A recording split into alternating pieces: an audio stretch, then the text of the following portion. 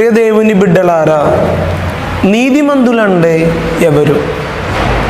కీర్తనల గ్రంథము 1వ అధ్యాయము 1వ వచనము నుంచి మనం చూసినట్లయితే నీతిమంతులు ఎవరని దేవుడు వాక్యము ద్వారా సలహిస్తూ ఉన్నారు.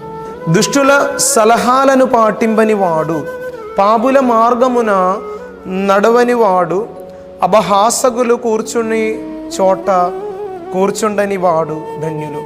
ఇటువంటి వారే ప్రియ సహోదరి సహోదరులారా దేవుని దృష్టిలో నీతిమంతులు. దుష్టుని సలహాలు ఆయన పాటించడు. వారు కూర్చున్న అపహాసులు కూర్చున్న చోటలో వారు కూర్చోరు.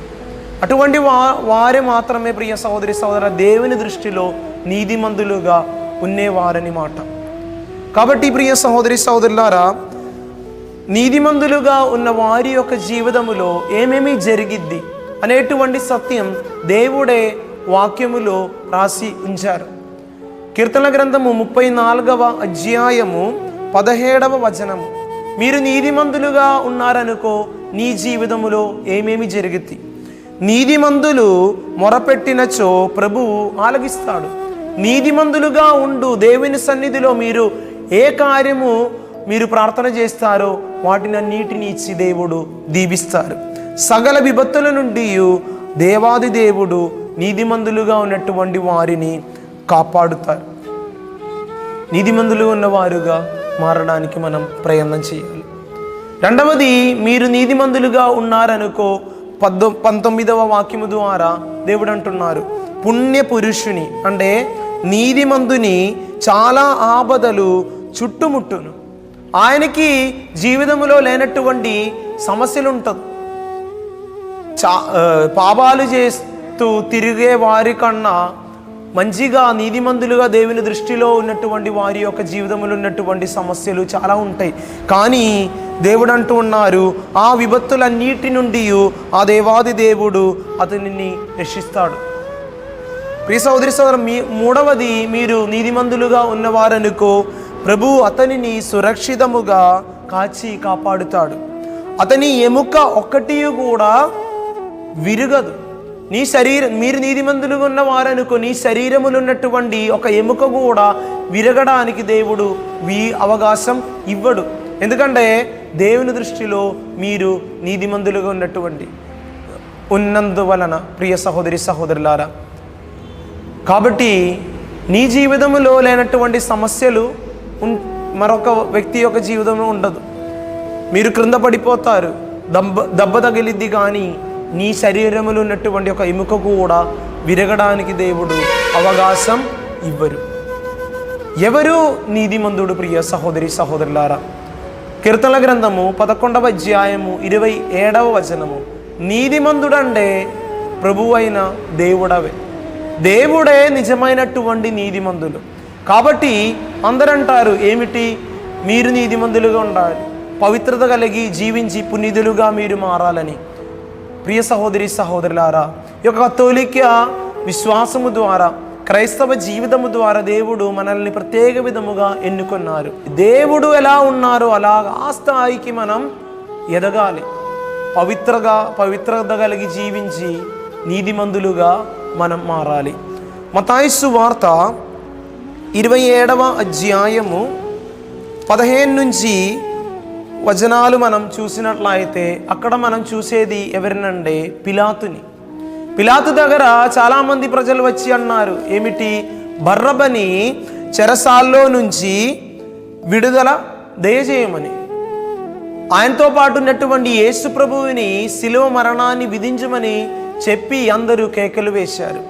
అప్పుడు పిలాతు 27, 24వ వచనములో మనం చూసేది ఏమిటంటే, ఈ నీతిమంతుల యొక్క రక్తములో నాకు సంబంధము లేదని చెప్పి ఆయన నీటితో ఆయన చేతులు కడిగి ఆయన ఈ యొక్క కార్యములు నాకు ఏ సంబంధం లేదని చెప్పి ఆయన అక్కడ నుంచి వెళ్ళేది. ప్రియ సహోదరి సహోదరులారా, యోహాను సువార్త 19వ అధ్యాయము 31వ వచనము నుంచి మనం చూసేది ఏమిటంటే, యేసు ప్రభుతో పాటు మరణించిన 2 దొంగల యొక్క కాళ్ళ అక్కడ ఉన్నటువంటి సైనికులు విరగొట్టారు. కానీ వారు యేసు వద్దకు వచ్చినప్పుడు ఆయన మరణించిన విషయాన్ని తెలిసి ఆయన కాళ్ళు వారు విరగా కొట్టలేదు. మరి ఏం చేశారంటే ఆయన దగ్గరికి వచ్చి సైనికులు ఒక్కడు ఆయన ప్రక్కన బెల్లముతో పొడిచెను. అక్కడ నుండి రక్తము నీళ్లు ప్రవహించిందని వాక్యము ద్వారా మనం అర్థం చేసుకున్నాం. కాబట్టి 36వ వచనం మనం చూసినట్లయితే మనకు తెలిసిద్ది, ఆయన ఎముకలలో ఒక్కడైనను విరగొట్టబడదు అని లేఖనము ఇట్లు నెరవేరెను. దేవుడు నీతిమంతులు కాబట్టి ఆయన శరీరములో ఉన్నటువంటి ఒక ఎముక కూడా ఎవరు విరగొట్టలేరు. చూడండి ప్రియ సహోదరి సహోదరులారా, నీతిమంతులుగా ఉన్నటువంటి వ్యక్తి యొక్క జీవితంలో దేవుడు చేసేది. కీర్తనల గ్రంథము 34వ అధ్యాయము 20వ వచనము ఏమిటి? ఆయన నీతిమంతులుగా ఉన్న వారి యొక్క ఎముక కూడా విరగా కొట్టడానికి వీలుండదు. 19వ వచనం మనం చూసాం. ఏమిటి? ఆయన జీవితంలో ఉన్నటువంటి సమస్యలు కానీ చాలా ఉన్నాయి. రోగం అవ్వచ్చు, బాధలు అవ్వచ్చు, ఏదైనా సరే నీతిమంతులుగా ఉన్న వారి యొక్క జీవితంలో ఉన్నటువంటి శ్రమలు కానీ బాధలు చాలా ఉన్నాయి. ఎందుకంటే యేసు ప్రభువు నీతిమంతులుగా ఉన్న కాబట్టి ఆయన జీవితంలో ఆయన చాలా శ్రమలను అనుభవించారు. చాలాసార్లు ఆయన సిలువ మోసి ఆ కలువరి కొండ మీదకి వెళ్ళిన మధ్యలో చాలాసార్లు ఆయన క్రింద పడిపోయాడు. చాలా దెబ్బ తగిలింది. కానీ శిరస్సు నుంచి పాదము వరకు గాయాలు పొందలేనటువంటి చోటు లేదు. అయినా సరే ఆయన శరీరంలో ఉన్నటువంటి ఒక ఎముక కూడా విరగలేదు ప్రియ సహోదరి సహోదరులారా. ఎందుకంటే ఆయన నీతిమంతులుగా జీవించిన కాబట్టి. నీతిమంతులుగా ఉండాలంటే నేను మీరు ప్రియ సహోదరి సహోదరులారా దేవుని దృష్టిలో మరొక క్రీస్తు ప్రభువుగా ఉండడమే. కాబట్టి మన జీవితములో దేవుడు కోరుకునే విధముగా నీతిమంతులుగా జీవించడానికి ప్రయత్నం చేద్దాం. మీరు ఒక వృక్షం నుంచి క్రింద పడిపోయినా సరే నీకు దెబ్బ తగిలిద్ది, కానీ మీరు నీతిమంతులుగా ఉన్నవారనుకో నీ శరీరములో ఉన్నటువంటి ఎముక విరగడానికి ఆ దేవాది దేవుడు వీలు ఇవ్వలేరు. ఎందుకంటే దేవుని వాక్యము ద్వారా అంటున్నారు, నీ శరీరములో ఉన్నటువంటి ఒక్క ఎముక కూడా విరగొట్టడానికి అవకాశం ఉండదు, మీరు నీతిమంతులుగా ఉన్న కాబట్టి.